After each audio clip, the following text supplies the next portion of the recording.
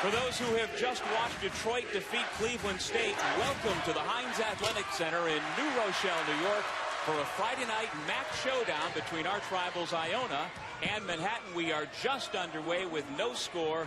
Along with Tim McCormick, I'm Doug Sherman, and the Gales are on the board first, thanks to Mike Poole. It doesn't matter, Doug, if you like great offense or stifling defense. You can get both here tonight. These are the top two scoring teams in the MAC, and you've got Manhattan, who's great on the defensive end, too. Isaiah Williams with a big block shot.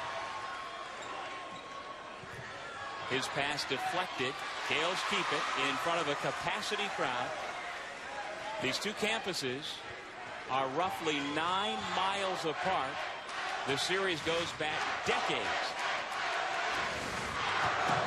Manhattan plays intense pressure defense. Shot rims out on Trey Bowman, the Penn State transfer. Here goes Michael Alvarado, strong to the cup. Quickly back the other way. Armand has his pass deflect off of Bowman back to him.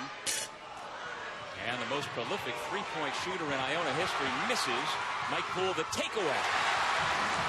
A really quick Iona lineup. Very unique because they've got big guards and an extremely small front line of their 5 starters. All are guards or small forwards between 6'4" and 6'7". And they don't have a true point guard. Another steal. It's Poole again, dropping it off. The layup by A.J. English.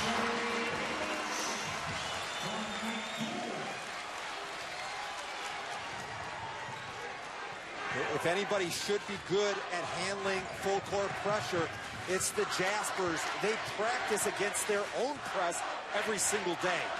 This is Rashawn Stores, a 5'11 junior from the Bronx. His old high school teammate at All Hallows, Michael Alvarado, another point guard for this club. Here's Alvarado, who's been on a scoring binge in recent weeks. Back out to Stores. And it'll stay at this end. Well, in our one-on-one, we're talking, Tim, the Manhattan defense against the Iona offense. Steve Masiello's a defensive mastermind for Manhattan. The Jaspers, the best in the conference. And for Tim Cluse, he's an offensive guru for Iona, the highest scoring, most dangerous offense in the conference. Manhattan leads the league in steals per game, turnover margin, blocks per game, field goal percentage defense, and in scoring margin. Alvarado is fouled by Williams. Well, as mentioned, these two teams have been playing each other 2 or 3 times every year, dating back decades, and this is the 83rd meeting with the Gales having the better of it. And most importantly, most recently, they met in Springfield, Mass. for the 2013 MAC championship, and the Gales prevailed to go on to the NCAAs last year. I asked Tim Cluse, do you hate your rivals? He says, I don't like them enough to hate them. Well, you could tell from the way he didn't want to answer any of the questions you posed to him about the rivalry. He didn't want to incriminate himself. Ramel Brown, one of 3 seniors who are in the 1,000-point club for Manhattan. First time in school history, they've had 3 guys from the same class get to 1,000 career points. Massive front line advantage. Ramel Brown is about 40 pounds heavier than Isaiah Williams. I don't think they can keep him off the boards or deal with him in the low post. That's why Iona wants this a really super fast game. Remember, the faster the pace, the less important the big guys are. There you see Beeman, Alvarado, and Brown, the big 3 senior class. In the ball game now, number 23, Rich Williams, a freshman from Brooklyn, and the Jaspers tie the ball game at 6.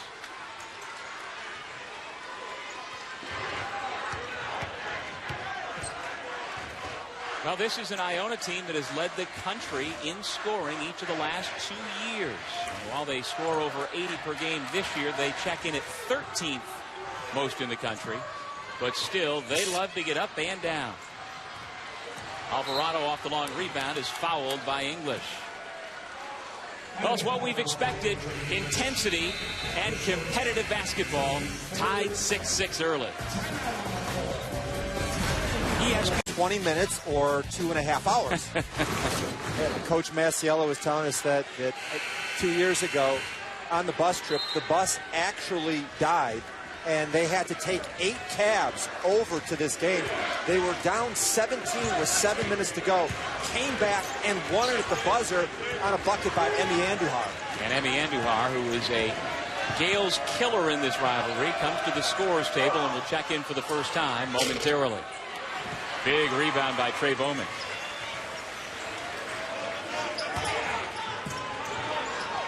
Well, they had to hold up that game because of the bus breaking down and going with the taxi cabs for about 15, 20 minutes at the start. No such problems here tonight. Sean Armand.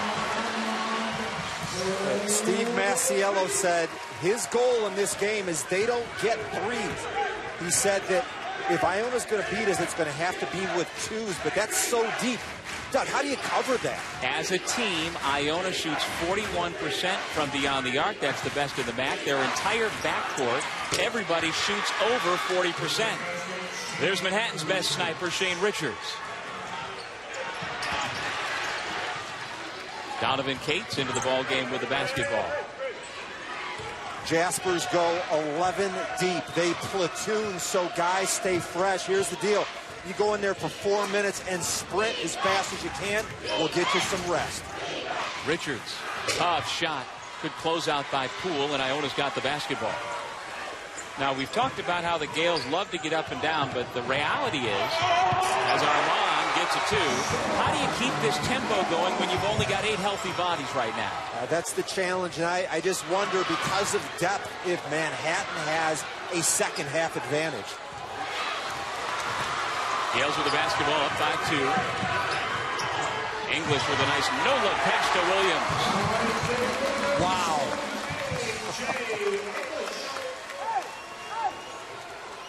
Don't be surprised. Iona's goal is 20 assists per game. This is regarded as the best passing team in the Metro Atlantic.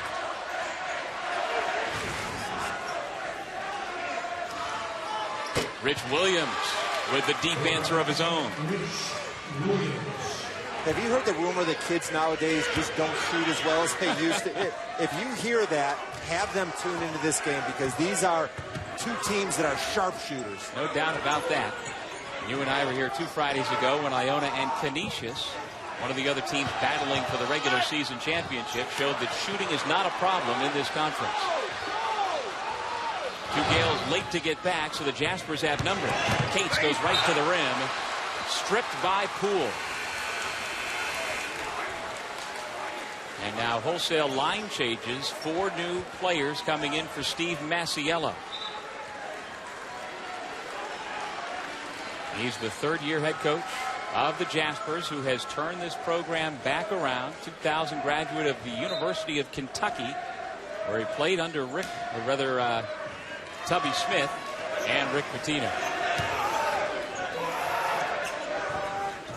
Beeman, Alvarado, Andujar, Richards, and Ashton Pankey, the 5 on the floor for the Jaspers. This is Pankey. The Maryland transfer connects.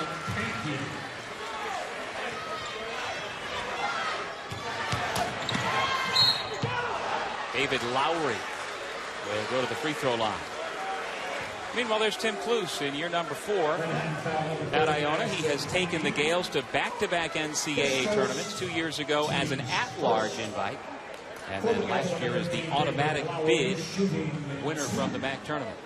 I asked him yesterday, how have you been able to establish this passing culture? So many kids nowadays, all they want to shoot. And he said that he comes from a legendary basketball family in Long Island, and as a 3rd grader, he used to go to St. Thomas Playground, and he watched his brothers play. He was so inspired by their supreme passing ability, it became part of his DNA. And all 4 Kluse boys went on to play for Lou Carnesecca at St. John's.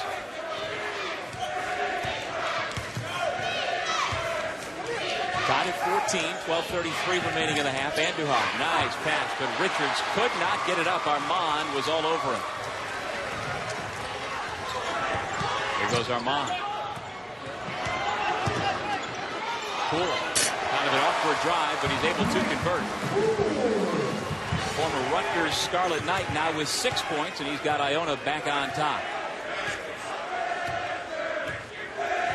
This is a trip that Pankey should get the ball inside. Beeman lost the dribble and went through the legs of Pankey, and Iona's got it.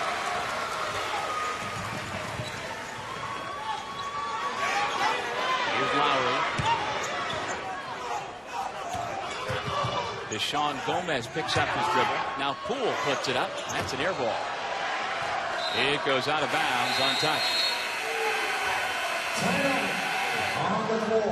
Coming up, Tim McCoy. Your high-low, space the court is the key. We got to really space the court and look inside. Your pressure, is it satisfactory right now? That's the best thing you do. I like it. I like us to do a little more. I'd like us to get after more. Steve, what can we look for the rest of the half? Just scored. Beeman, it's a good sign. Great sign for us. What can we look for the rest of the half? Play hard and talk more. That's going to be our thing. Just keep playing hard. Keep playing hard. Stay after it. Thanks a lot. Enjoy the rest of the half. Thank you, Tim, and thank you, Coach Masiello, for that inside look over on the Manhattan bench. I'm actually surprised he didn't look to my partner, who's 6'11" and a former NBA player, and say, get in the ball game. But as he mentioned, a little play-by-play himself, Coach Masiello letting you know that George Beeman had scored his first bucket. Likewise for Deshaun Gomez, knocking down the three.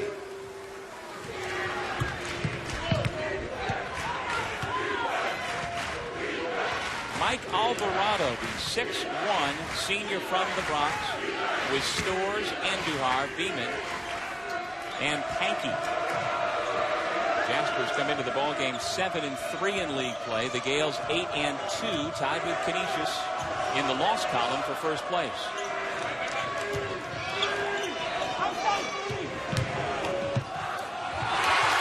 Block shot by Poole, and here comes Iona once again. English well under control, but he can't get the jumper to fall.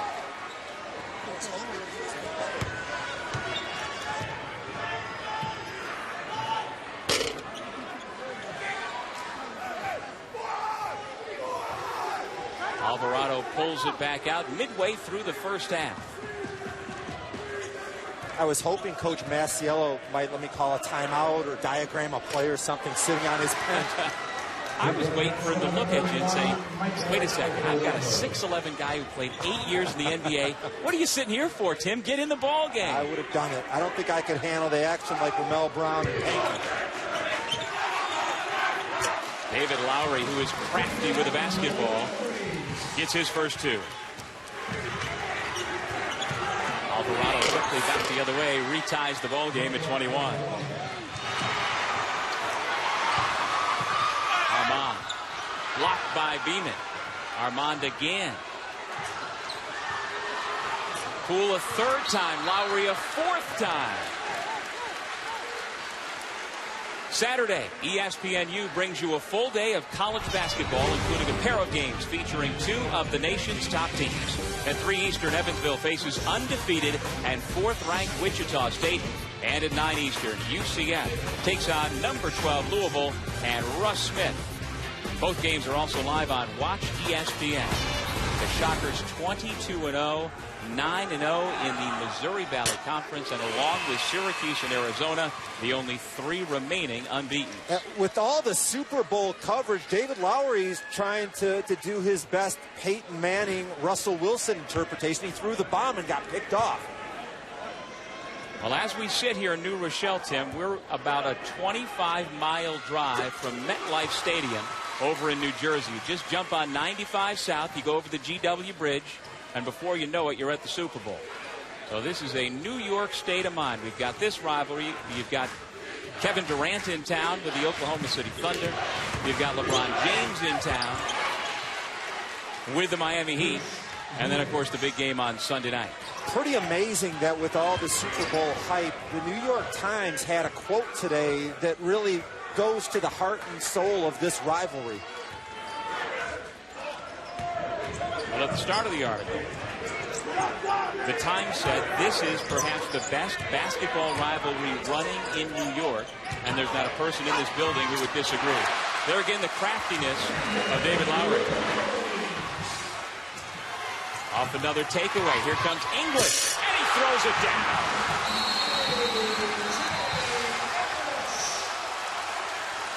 I'm glad that I'm not in Steve Masiello's huddle right now. I don't think that I would want anybody to hear what he's most passionate about is branding. He wants everything these guys to do in the classroom, when they walk around campus, when they go on the court. It's all about communication and effort. He wants a positive brand in everything they do. So far, it has been working in year number 3. They are 14-5 overall. 8 of those 14 wins have come on the road, which is the second most road victories in the entire country. Alvarado blocked by Williams. The Jaspers will keep it with 11 seconds on the shot clock. If you're wondering why everybody is wearing number 14 tonight when there's no current number 14 on the Iona roster, it's because they are honoring this man tonight, Richie Guerin, who was inducted into the Naismith Hall of Fame last year. He is becoming the first Iona basketball player tonight to have his number retired. What a legend. He was drafted and played for the New York Knicks back in '54. And I asked him, I said, Mr. Guerin, what are you doing these days? He spends about 8 months of the year down in Florida playing golf. And he said his playing partners are John Havlicek and Bob Cousy. How much fun would that be? And Doug, I'm trying to set up a round for you next week with that threesome. They need somebody like you to play. I could carry the bags for those guys and have a great time. Layup by Beeman coming out of the timeout. The Jaspers cut it to 2. And Richie Guerin now 79, as you mentioned. I asked him before the ball game his greatest memories of being in Iona Gale, and he said it was playing in the old Garden in games against Dayton and Manhattan when they got, as a school, national attention for the first time. Wow. Beeman kicks the ball.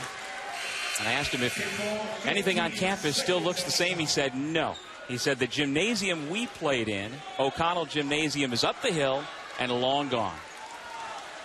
You wonder who's next in line. I would have to imagine that Jim Valvano, who is a great coach here, or maybe Jeff Rulin, former All-American and a really good head coach here. Yeah, and your former NBA teammate.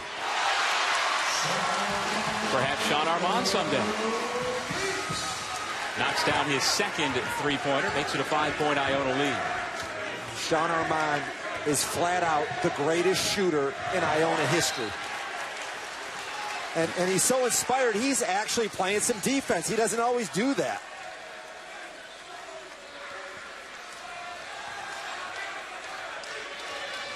A little bit later on, we will show you, take you inside how Sean Armand perfects that beautiful jump shot of his. He's really an inspiring story. In high school, really small school, no offers, and he went to prep school and worked on his game, and he's approaching 2,000 points. He's from Brooklyn. He's a very proud Brooklynite, as most of them are. But he went into New York City, into Manhattan, to play at Jackie O High School. Not a basketball power. He didn't go there with the intention of playing college basketball.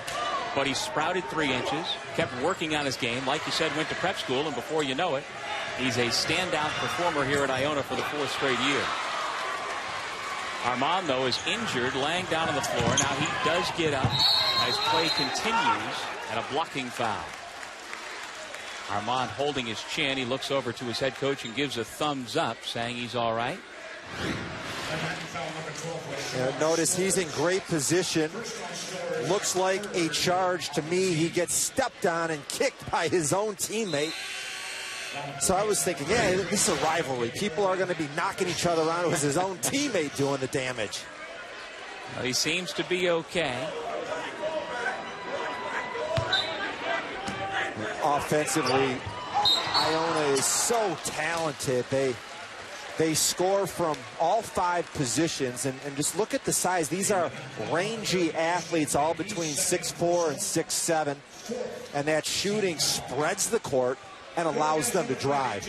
Pretty smart move by English, who inbounded the ball off the back of his opponent, Pankey, who wasn't looking at him. And then Pankey, in his haste, fouled English and sent him to the line. Pretty good bloodline for A.J. English. May remember that name.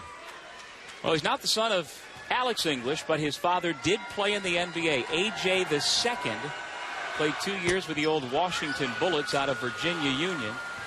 But Albert James English III, very proud of his father's professional career as well. And here is English with the basketball. The point guard by default, really. But as you talked about, they are very deep in the backcourt. Kind of interchangeable parts. Armand is called for the charge. Nice idea along the baseline. Just made a little too much contact with the defender. There's Emi Andahar, impacts the game in so many ways, and referees did not see what we saw. Glancing blow should not have been a charge. Doug, here's the deal. Ramel Brown is a force. He's a beast in the low post, and he cannot be covered. They have not done a good enough job getting him the ball. Coach McCormick with the call. There you see the standings with Canisius on top by a half game over Iona, and Manhattan at 7-3 right in the mix, along with Quinnipiac and Ryder. And so Ramel Brown goes to the free throw line, where he has improved markedly this year, jumping up to 65% from a year ago being under 50%. Number 5, kind of an unusual number for a big man. He was 32 as a sophomore, but his favorite player was point guard Jason Kidd. So before last season, he decided to switch. And he is still playing this senior season through some Achilles pain. He tells me it changes some of his approach on defense in terms of how he blocks shots. And he is a prolific shot blocker, but he says he doesn't go after every shot like he normally would.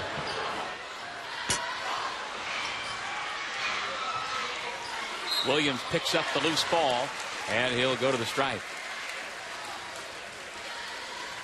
Sunday before the big game, don't miss a college hoops doubleheader on ESPNU. At 12:30 Eastern, Virginia faces number 18 Pittsburgh on a special early edition of ACC Sunday Night Basketball. Then at 2:30 Eastern, it's a Pac-12 battle between UCLA and Oregon State. Both games also live on Watch ESPN. Let me tell you about my favorite player in the ACC. His name is Lamar Patterson. He plays for Pitt. Does everything well. I will tune in to that game just to see him. Well, he's a guy who has improved over his time at Pittsburgh markedly. Now a dead-eye three-point shooter. And you know, his older brother used to be the starting quarterback at my alma mater, Syracuse. I did not know that. A.J. English takes a seat. Well, how about tomorrow night's game at 6:30 up at the Carrier Dome between Syracuse and Duke? Everybody in college basketball is looking forward to it. What are your thoughts about that one, Tim? I think that Duke has a great chance to win if they're able to use their break and their transition to score before the zone sets up. That'll be 6:30 on ESPN tomorrow night. That's not what you wanted to do, was it? No. But I don't consider you to be Nostradamus necessarily. When you look at the numbers, Tyler Ennis deserves All-American consideration, the most productive player on an undefeated team. And Jabari Parker and Julius Randle and Andrew Wiggins, they're the freshman phenoms, and they've all had some mini slumps. Tyler Ennis has not had any slump yet. He's been fabulous from the first game. And here's my favorite number, Tim, for Tyler Ennis. Last 5 minutes of the game, he has yet to commit a turnover this year while also shooting better than 50%. Amazing. That's why they're unbeaten. Yes. Their point guard does not make mistakes. Shot clock down to 10. Poole lost the dribble out of bounds. Oh, by the way, that game tomorrow night is believed to be the first matchup of the two winningest coaches since 1922, when Fog Allen took his Kansas Jayhawks to Minnesota to play Lewis Cook. is Lewis Cook a college or is that a coach? My history doesn't go back quite that far. Nor does mine. That's some tremendous ESPN research at work. Donovan Cates was strong off the window, and Ramel Brown was the last to touch. Very good idea. Don't settle for jump shots. There's no shot blocking at all for the Gales in the paint. Well, ever since Tim Cluse took over at Iona 4 years ago, he has really not gone with any traditional big post players. And so 2 years ago, when they got the at-large bid, as Williams now has to walk off the floor, holding his nose. At 6'7", 200 pounds effectively, he's spending a lot of time as their starting center. Remember, 200 pounds against Ramel Brown, who's 245. You can see he has blood coming out of his nose. We knew this would be a physical ball game. These two teams do not like each other, separated by roughly 9 miles. The players, many of them know each other, have played with and against each other through AAU ball, high school basketball, pickup basketball, and here in college. Well, in a conversation with Sean Armand today, he was saying this summer Ramel Brown and Emmy Andujar came over to Iona's gym, and they played open gym. They ran up and down, and he said, man, I wish Ramel Brown was on my team. I love playing with that guy. And Sean is known as a gunner. I said, yeah, absolutely. You've got a guy that just defends and rebounds and passes and doesn't need shots. That's more shots for Sean. He's the ultimate teammate. So as Isaiah Williams receives treatment on his nose, let's give you that inside look at Sean Armand and how he perfects his unbelievable jump shot. No matter when you get here to the Heinz Athletic Center, you're apt to see Mr. Armand out there just taking shots. You've heard about the gun. It's a shooter's best friend. I'm admiring the work of Sean Armand, the greatest shooter in Iona history. In his career, he's got 306 threes, shooting over 42%. Here's how you can, before class or before you go to bed at night, get up 400 threes in only 30 minutes.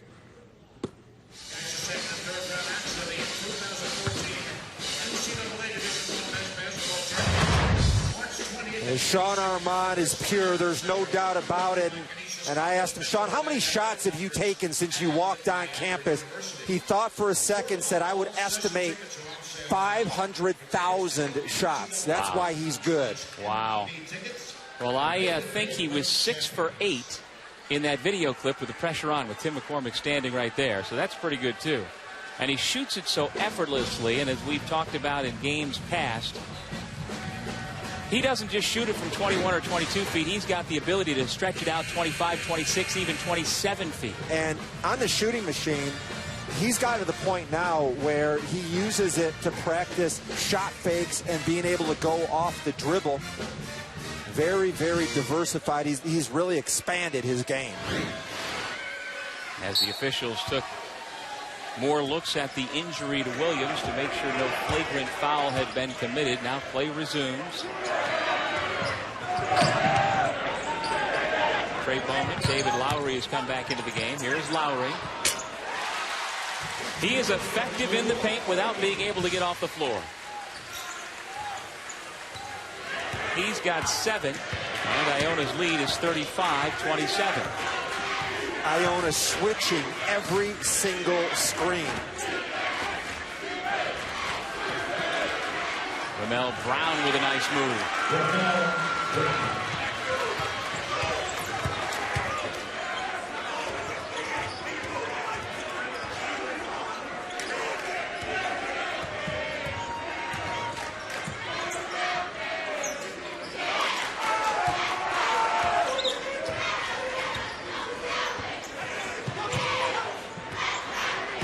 Working in space. Here comes the double team. Back out to Gomez.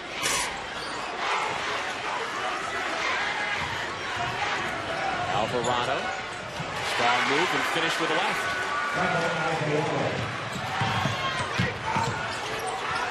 Lowry brings Throws it back out. Poole penetrates.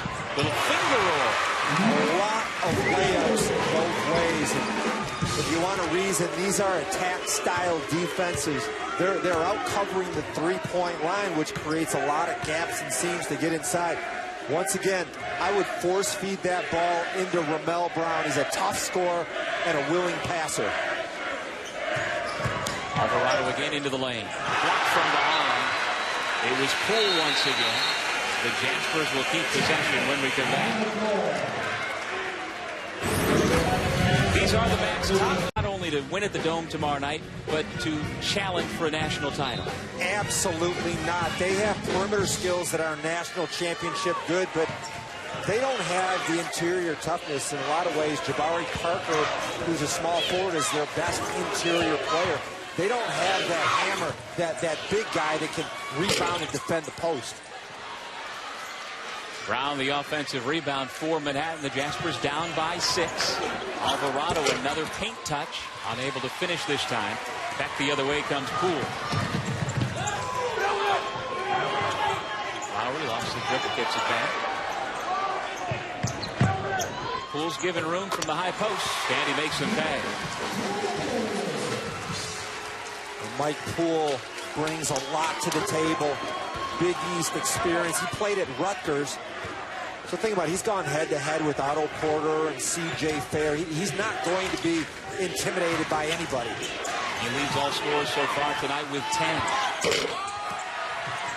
Lowry tipped it up, and it nearly went into the wrong basket.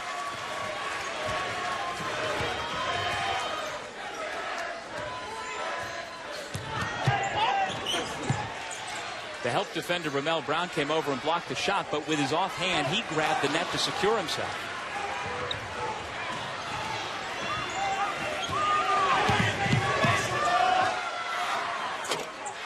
Nothing but net for Shane Richards. Big question of this first half, and it essentially answers why Iona is up. Do they look composed against this intense Manhattan defense? The answer is yes. Only 3 turnovers in the first half for the Gales.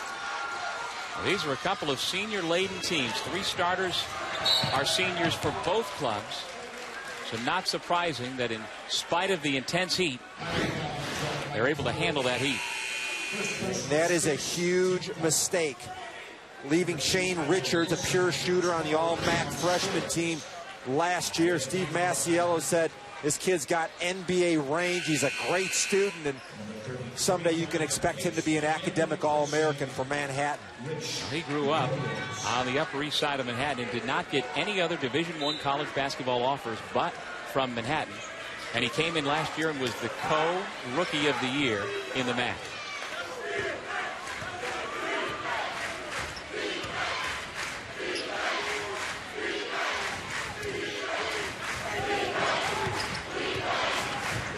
Nobody guarding Wilson. He just backs it out with 15 on the shot clock.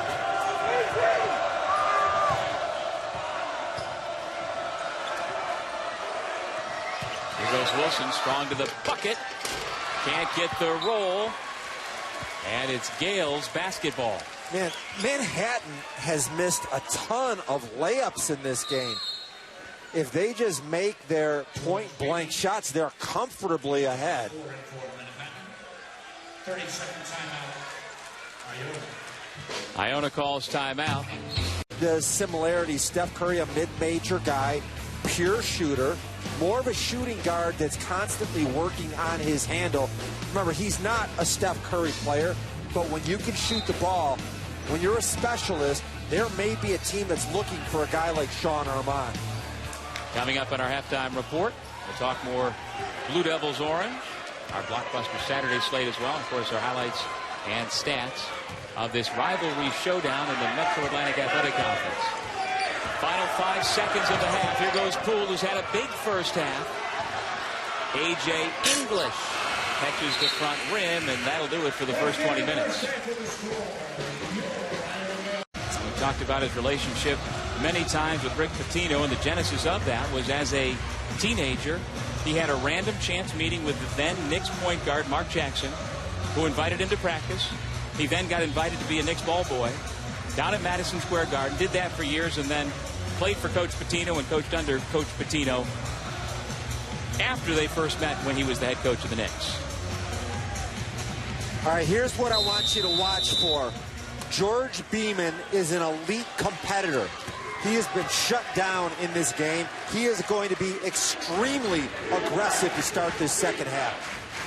Beeman is number 24 in green. He averages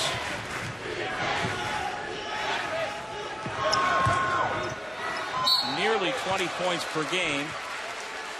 Third leading scorer in the conference, and he took only 3 shots in that first half.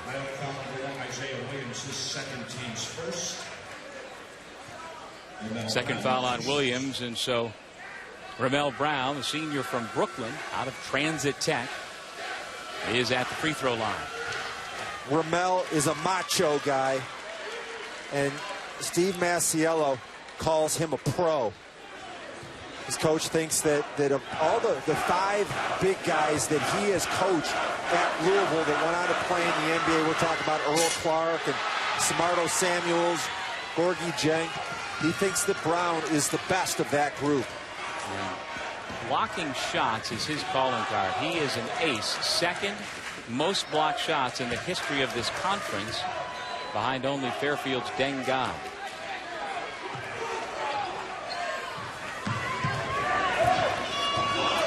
Armand, English, Poole, Williams, and Bowman starting for Iona. Good to see Williams back on the floor after he suffered a nose injury in that first half. Offensive foul against English.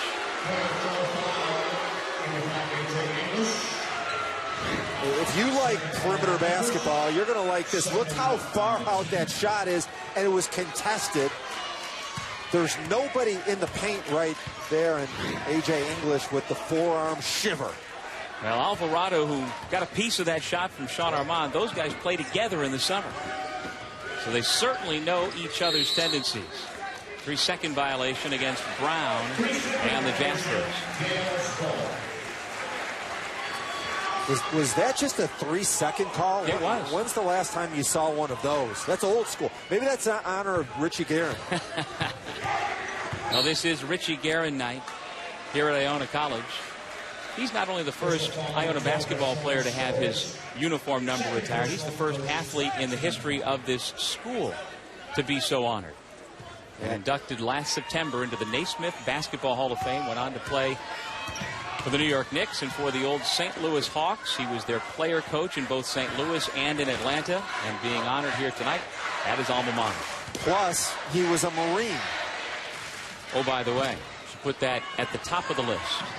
And a nice touch by the Iona College administration tonight, bringing in a number of current Marines to help recognize Richie Guerin.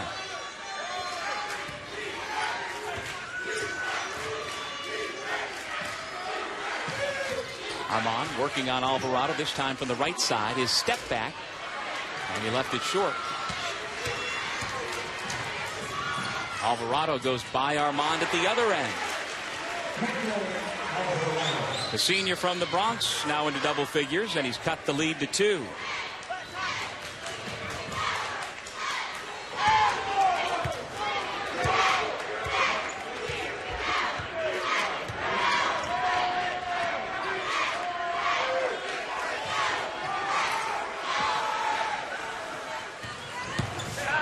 Williams blocked by Brown.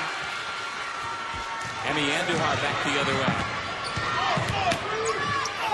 Scores. Will shoot 2.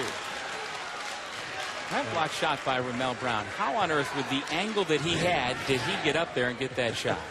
I have no idea. You'd think people would stop challenging him. And one of the beautiful things about this transition, Ramel Brown is just a force covering the basket. And one of the things that was so good about igniting that fast break, Steve Masiello said their break is so effective because from the time the rebound occurs, they want the ball over half court within 4 seconds.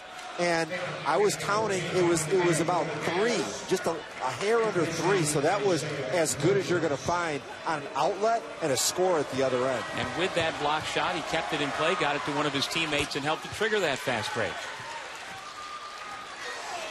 1 out of 2 from the line for Stores. 39-37.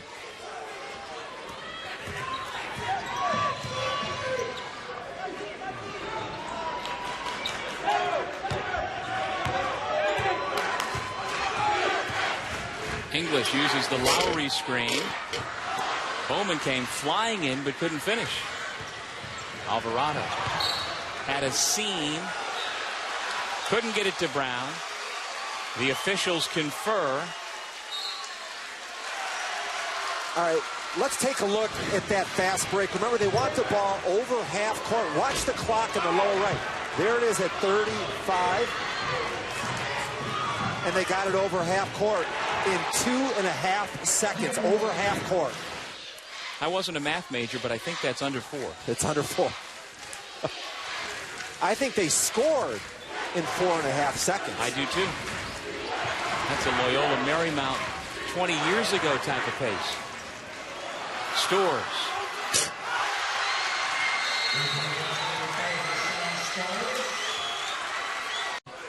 And there is a long story that'll touch your heart with that. The Kluses, he's part of a family on Long Island. They were basically the Kennedys of Long Island basketball growing up, and he was one of 4 boys who were terrific basketball players, went on to play at St. John's, but his older brothers, Greg and Kevin, both died young of cancer. Greg at the age of 26 to lymphoma.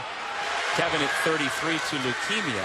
That was a big part of the reason why Tim never wanted to leave Long Island, because of family matters and how close he was to family.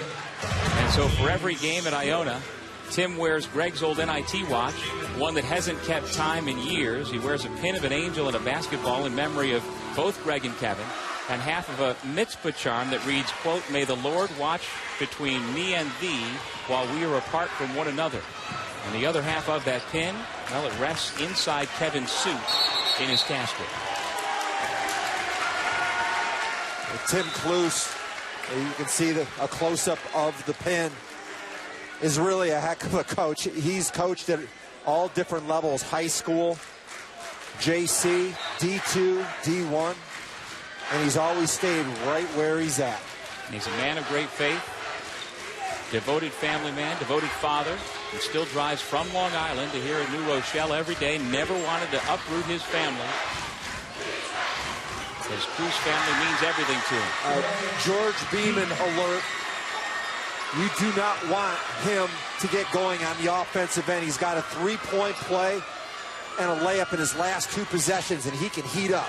Brown with another block shot.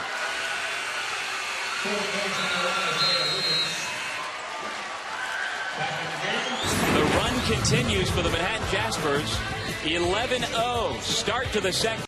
Commitments scheduled to be announced on air.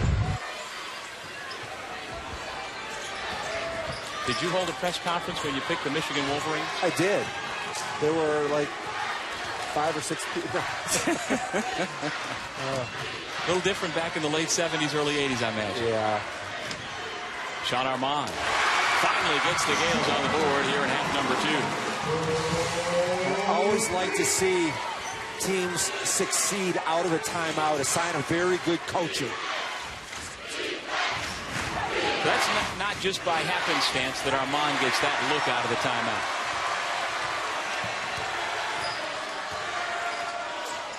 Lowry puts it on the deck and loses it to Stores. 3-on-2 for Manhattan. Rich Williams. And he gets the roll. A mistake by David Lowry. He's 15 feet from the basket. Nobody is covering him. And he passed up a shot. 4-point swing. Williams with a terrific drive along the baseline. With Isaiah Williams in the lineup this year, Iona is 10-4. Without him, they are 1-4. They're very happy to have him and working out of the starting lineup these days. Donovan Cates connects from the corner.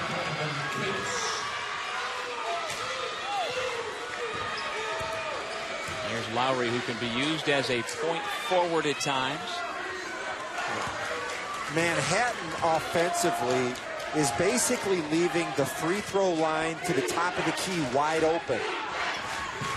Anytime Iona wants the ball there, they can get it and they won't be covered.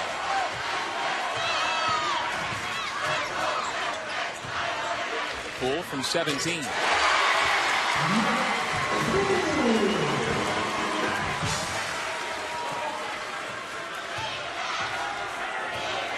If you want to know why Manhattan is good, listen to these numbers. They've got 3,000-point scores.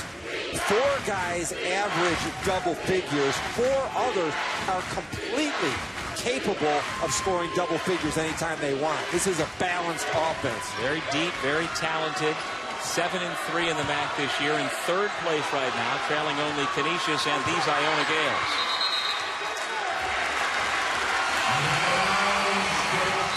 The offensive goal for the Jaspers is they want to be able to go inside and get 54 post touches and a nice piece of defense coming from the weak side by Mike Poole.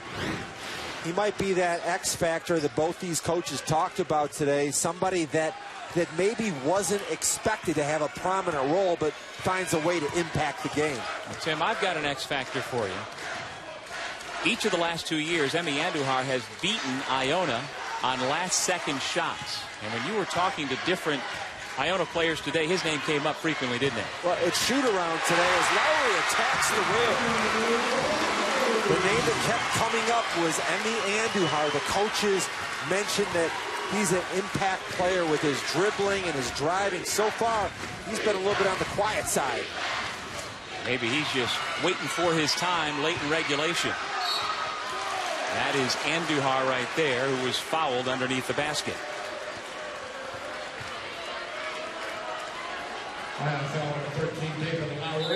Foul on Lowry. Just the 15th foul, a non-shooting foul, and so Andujar will not go to the line. Beeman triggers into Andujar out there with Alvarado, Pankey, and Cates. Cates steps back for 3. Iona ball. This game was frenetic. It was so high energy, and right now it's changed. The energy level has dropped substantially. Williams knocks it out of bounds, and we talked in the first half about the relative lack of depth for Iona, really going with only 8 players. They've suffered some injuries. Manhattan's bench is much deeper, and we talked about how that might come into play in the second half. But what a rivalry this is. 8.5 miles separate them. We've got a standing room only crowd. It's really loud in here. And these guys don't like each other very much at all, even though they play against each other all summer. We've had one bloodied nose so far. And back-to-back dunks from Lowry.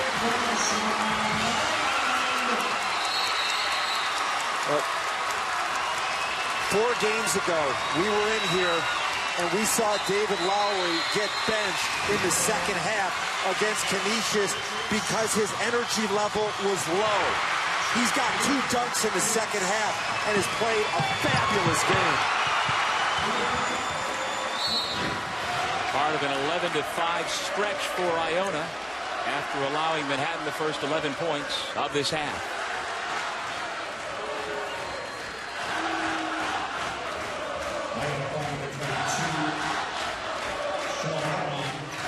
Richards is checked back in for Manhattan.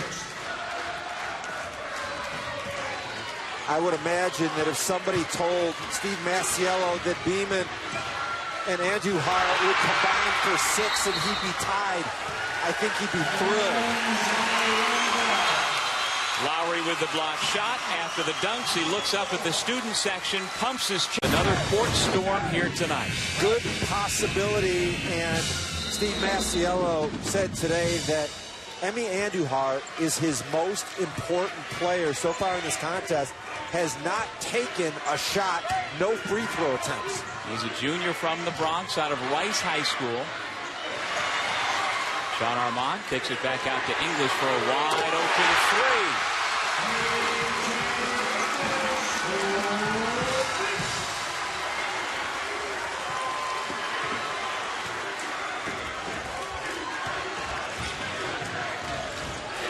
Ball knocked out of bounds by Mike Poole. The Jaspers will keep possession. Really like the defense. The MAC is such a strong zone league. And what that means is that offensive rebounds are going to be obviously there. That's an offensive rebound turned into a three-point play. Remember, Doug, the easiest time to get a three is on an offensive rebound because the defense is attacking into the lane. Richards denied by Williams.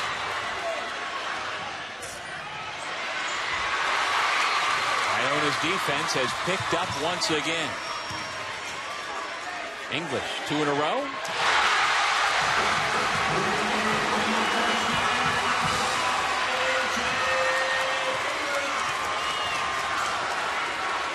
How about this game of runs? A 14-0 burst by Manhattan to take control has been answered right back by the Gales.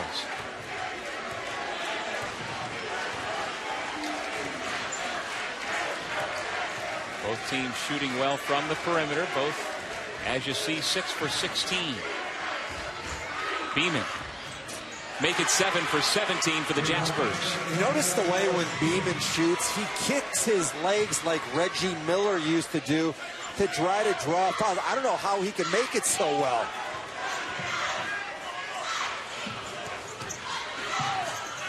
Armand draws the contact in the foul.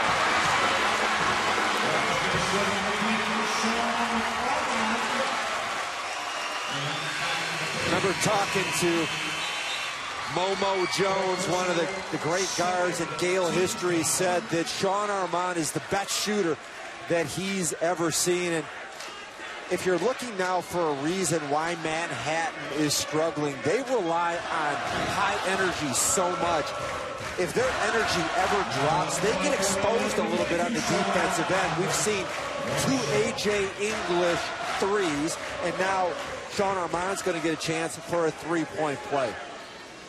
Now, Tim, you referenced Momo Jones, last year's scoring champion and player of the year in the MAC. He's playing professionally over in Japan right now. And if he happens to be watching on ESPN3, his good buddy Sean Armand, when I asked him, how emotional were you after last year's MAC championship? He said there were a lot of tears in the locker room. I said, were you crying? He said, no, I'm from Brooklyn. I don't cry. But Momo's from Harlem. He cries. Talk about some New York rivalries even within the team. Here's Alvarado.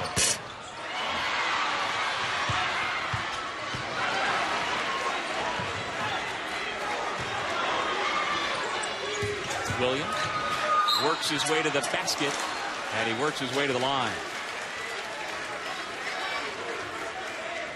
Now, I'm really impressed at the way Iona defends in this game. They did a little half-court trap, and now they went back into a 1-1-3. They're giving a lot of different looks, and that's what this league is all about. The guard play is stupendous, and they really play a lot of zone. And I love that idea because with the restricted area and with the freedom of movement rules, it's so hard to take charges. If you don't have great shot blockers, you've got to mix your defenses, and both Cruz and Masiello are masters in that area. Lowry, who just picked up his second foul, grabs the rebound. 7 fouls against Iona here in the second half, just 2 called against Manhattan. Poole turns and shoots. I'm going to tell you right now, Manhattan will not win this game without George Beeman becoming more of a factor on the offensive end. So far in this game, the Gales have pitched a shutout against George Beeman. Is that more on Beeman or on his teammates? I think it's on Beeman. I mean, it's a team sport, so everybody's involved, but he is a great player, and he has not been as active attacking the basket. He's got 9 points, but I think he's capable of so much more. Alvarado attacks. And it's been all Iona over the last 5 minutes.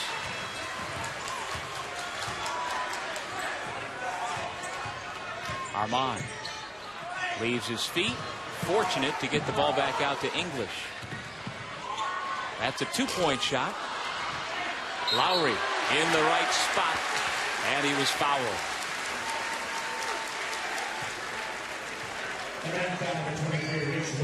One of the great improvements for the Gales this year has been on the glass. They're flat out a weak rebounding team. And earlier this week, they went to Quinnipiac, who dominates people on the glass. That's a big physical team. They had out-rebounded 49 straight of their opponents, and somehow, I have no idea how, Iona won that rebounding battle by 2. Iona's been playing well lately. They've won 3 in a row, 5 of their last 6 to keep up with the leaders in the conference. They are a half game back of Canisius. And Manhattan is 1 game back of Iona pending the outcome here tonight. Even though George Beeman's a pure scorer, he's also the team's leading rebounder, so he can impact the game in a lot of ways. And we talked about the marquee matchup of Armand and Beeman. They've kind of canceled each other out. Shane Richards off a nice set. Hits the 3. Reach-in foul against the Jaspers.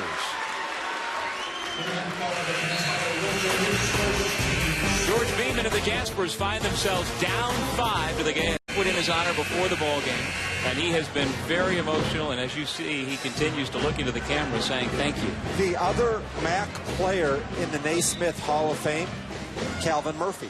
Pretty good one. Former Niagara scoring ace. Talking about really good rivalries, you can't say that this is the best rivalry in the conference. They have a pretty good one up there in Buffalo, don't they? They do. Canisius and Niagara separated by only about a 30-minute drive, and last Wednesday they played another classic. They'll play one more time. There are other rivalries that at times have been good. Siena and Marist, when both teams are good, have a good rivalry. But for my money in recent years, this one's been as good as any in the conference.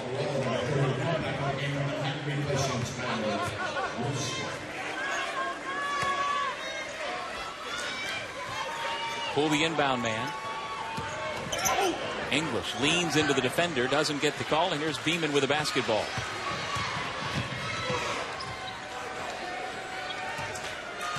Look at the length up top defensively. Isaiah Williams has great coverage with his wingspan.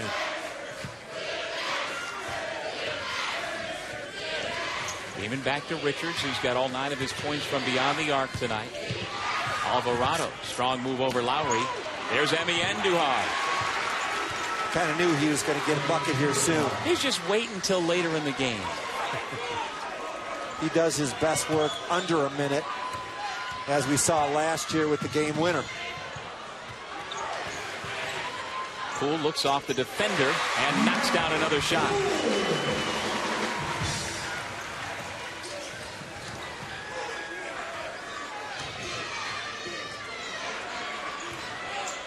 Richards, the mid-range pull-up. Lowry working hard on the glass again. Iona is finding a new way to win this game. Listen to this stat. They've made 10 threes or more in 9 of their last 12 games. So that's what they rely on. They only have 6 so far, so they're shooting a lot more mid-range shots, which is something they don't normally do. There's a deep 3 from Armand, but he left it short.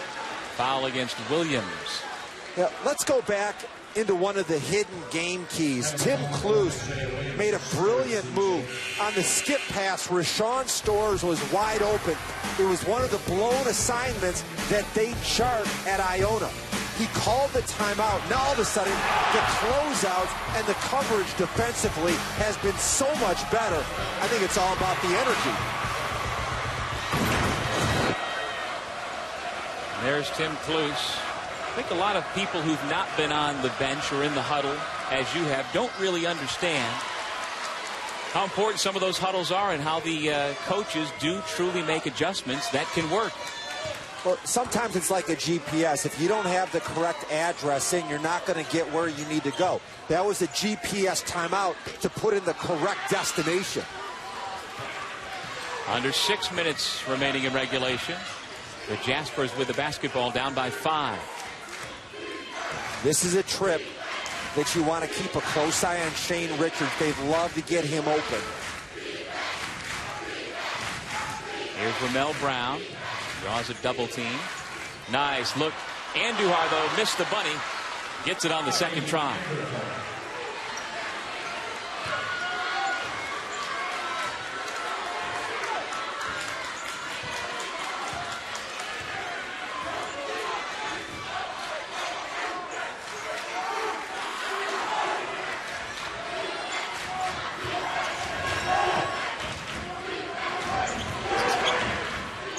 Tough entry pass and a foul called against Andujar. Saturday, ESPNU brings you a full day of college basketball, including a pair of games featuring 2 of the nation's top teams. At 3 Eastern, Evansville faces undefeated and 4th ranked. Both games also live on Watch ESPN.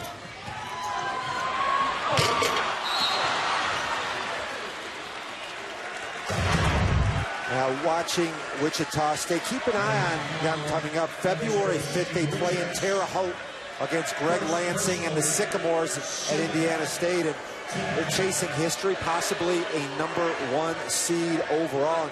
I'm not sure who's the Missouri Valley Conference Player of the Year. Is it Cleanthony Early or Fred Van Vliet? I'd say it's Early. You talk about somebody who has improved by leaps and bounds throughout his college career to where he is right now. It's unbelievable. If you say so, I believe you. All right. We'll see what happens, in about 5 or 6 weeks. Now that we have just gotten past the midpoint of the conference season for a number of leagues, we can start talking about that sort of thing.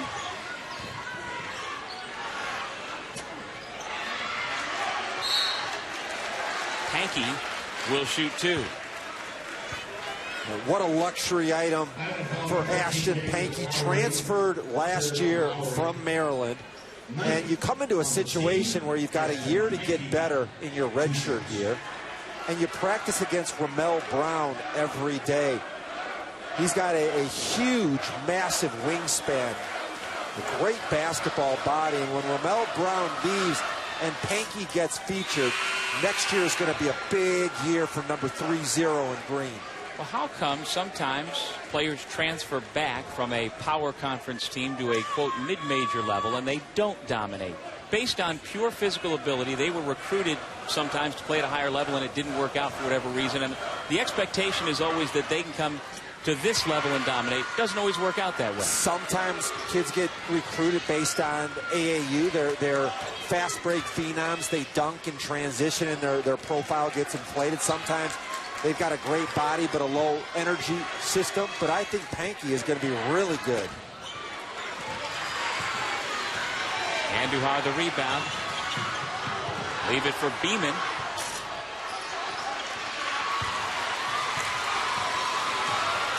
.422 to go in regulation. Iona's lead has been cut back to 2.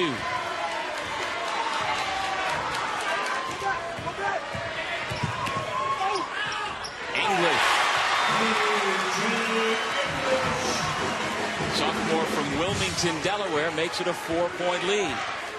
A little bit lower scoring than I would have expected, Doug. The 2 top scoring teams in the league. Cates off the mark.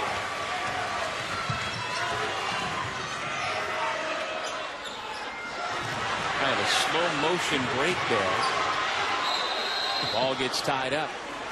They used so much energy in that first half, it would only be natural that there might be a lull in there at second half. But when we come, they used to be members of the MAC, and when they play early season games in November or December, there's just as much passion in the building as we are feeling here tonight as the Gales take on the Jaspers. 66-62 Iona, 3:41 on the clock. Iona's largest lead has been 8. Manhattan's was 6. Lowry steps through the double team and the foul before the shot.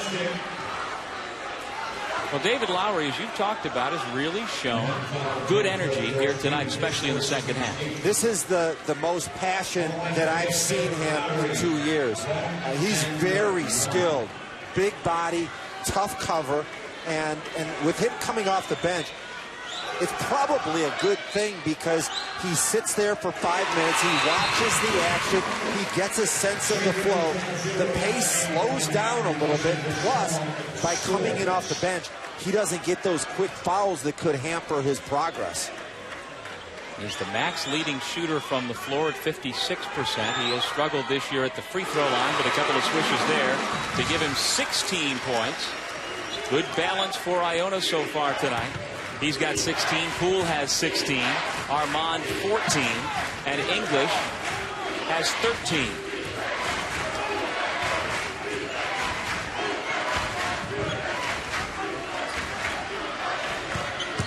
Andujar. And a foul against Poole.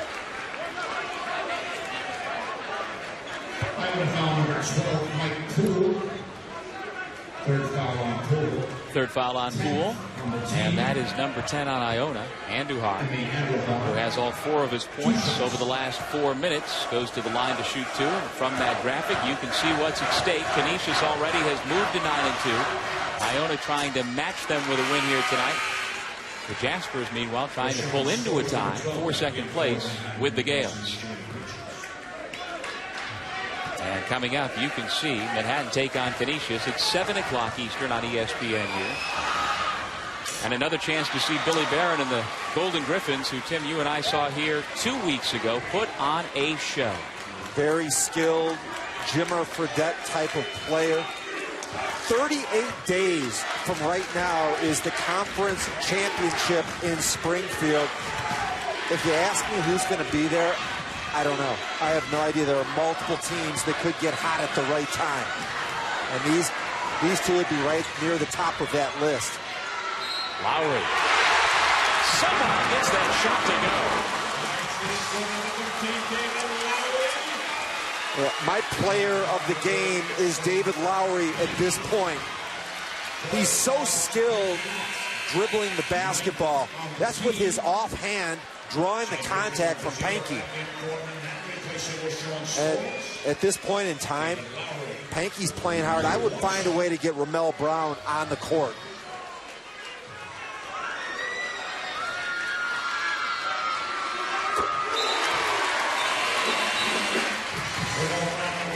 Right on cue, here comes Ramel Brown.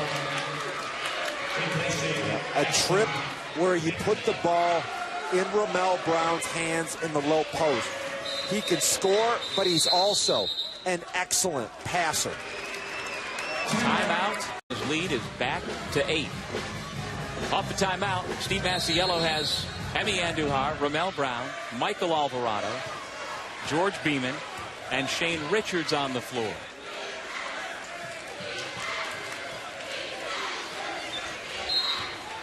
Foul off the ball. Williams got in the way of Andujar, who was trying to cut through the lane. Would that have been called a foul a year ago? Absolutely not. That's the primary play. When somebody's going through, you get a little forearm to slow the progress. And this is really valuable for Manhattan. Why? Because it stops the clock. They get free throws, but most important, if he makes that second one, it allows them to go ahead and set up that full court pressure. Trust me, this is going to be a press where the heat will be brought. They're going to be very physical.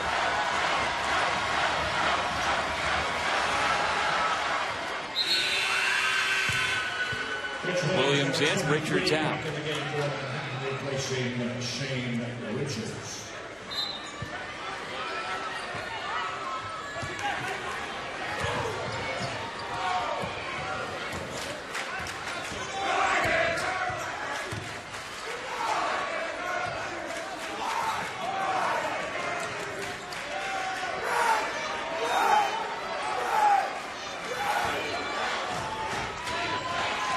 Draws the double team. Here's Lowry. Williams lets fly. Make that Mike Poole, who knocks it down and makes it a 9-point game. This is not a time to be patient. The clock is running. They're down big. They need to get some action to the rim. Alvarado puts up an air ball. Brown quickly back up to the rim. 4:30 Eastern, Virginia faces 18th-ranked Pittsburgh on a special early edition of ACC Sunday Night Basketball, followed at 2:30 by a Pac-12 showdown between UCLA and Oregon State.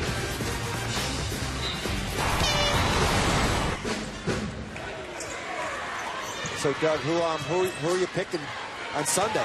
I'm rooting for the Broncos because I want for Peyton Manning to win again. Armand misses, but I'm afraid the Seahawks, about 25 miles south and west of where we sit right now, are going to wind up raising the championship trophy in the NFL. How about you? I'm a big Peyton Manning fan as well, and I'm definitely going for him. Being from Michigan, are you a Lions fan? I would like to be. Someday I would like to be. 1:24 remaining in our rivalry game here in the Metro Atlantic Athletic Conference. Alvarado, wild shot. Bodies everywhere. Timeout called for Iona.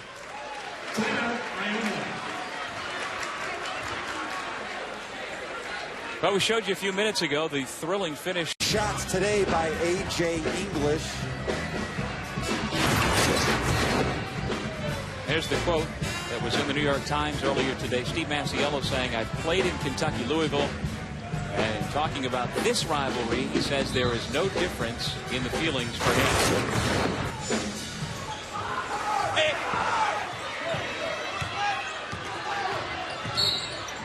Beeman gives up the foul, and that is the 10th for the Jaspers. I made the comment earlier this half that if George Beeman did not have an opportunity to take this game over with his scoring, that I didn't believe Manhattan would have a chance to win this game. He's been fine. He plays hard, but he's capable of so much more, and you can't put a road loss on one player. But I'm such a huge fan of the diversity of his attack. The defense has been really strong on Mr. Beeman. Beeman has 9 points so far. English, one of 4 double-figure scores for Iona.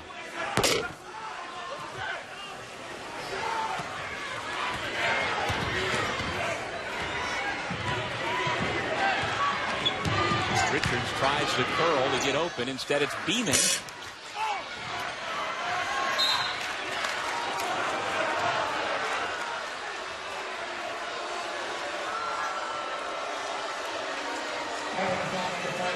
Well, let's take a look at our ESPNU major moments. The second half, a skip pass. Rashawn Stores was left wide open. Nobody even near him. Tim Kluse called a timeout. They chart blown assignments. That was one. The resilience that this team has shown since that timeout. I've only counted 2 open shots by Manhattan. Everything else has had a hand up, and that's been the #1 key. Nice job by Tim Kluse.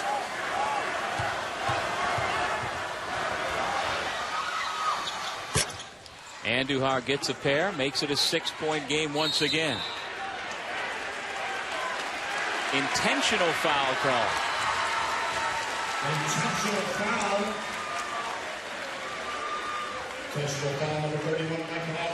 And it goes against Alvarado. Watch the right side of your screen as we show you the play one more time. Critical mistake. You cut the lead to 6. I appreciate the fact that he's trying to create contact, but you just can't grab a guy away from the ball. You have to make a play on the ball. And so it's David Lowry. Don't you like to see when the big guys get chosen to shoot the technical fouls? Especially because of the fact that David Lowry is a man that struggles mightily with his free throws. He shot the free throws because he was the one held. That was not a technical foul. And he is 9 of 11 from the line tonight, in spite of being a 48% shooter on the year. I know this isn't as close as what we've seen. Is this enough for fans to rush the court? In this day and age, yes. I'm going to say they are not going to do it tonight. What do you think? I think you're probably right.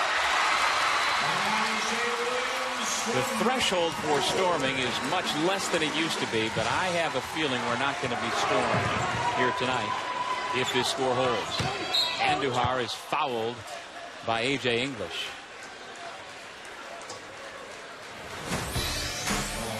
Our Pepsi Max player of the game, David Lowry. Leads the conference in field goal percentage. Why? Because he's got a nice array of moves and he takes open shots. A big man with a handle and the ability to finish with his left hand. There is our Pepsi Max player of the game as Andujar hits the free throw. Pretty good stat line, 6 for 7. That'll keep him on top of the field goal percentage race in the conference. And the beauty of his attack is he did it at both ends. Going up against Ramel Brown is a tough challenge, and they needed the big body of David Lowry. Certainly we anticipated that the Jaspers would be the ones, Tim, who would have the advantage inside, but Lowry was able to turn the tables.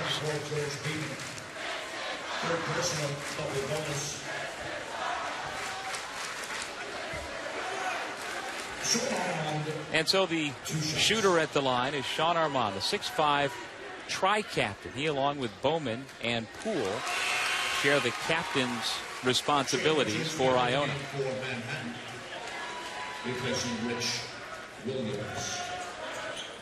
Playing against this Manhattan zone is always a challenge, and Tim Cluse was telling me yesterday that he's gone head-to-head with Bill Self at Kansas. He's coached against Gary Williams at Maryland, coached against Jim Boeheim at Syracuse, and he's done it with a lot less talent than those teams. Over the course of his career, he's seen a lot. He's a very good coach. Sean Armand, rather than attacking the basket, pulls it back out, and then Beeman gives up the foul. Well, Tim, I'd say by and large it's been a fairly cleanly played ball game. Sportsmanship has been a part of this rivalry. We've not seen any chippiness, just good, hard, intense play. And both of these teams look to me like they're capable of playing in the NCAA this year. Canisius right now would have to be the favorite. They're in first place, and Billy Barron is the best player in the MAC. Quinnipiac, Ryder, Siena, I mean, there was some really good balance at the top of the Metro Atlantic Conference. Williams the steal. And the exclamation point.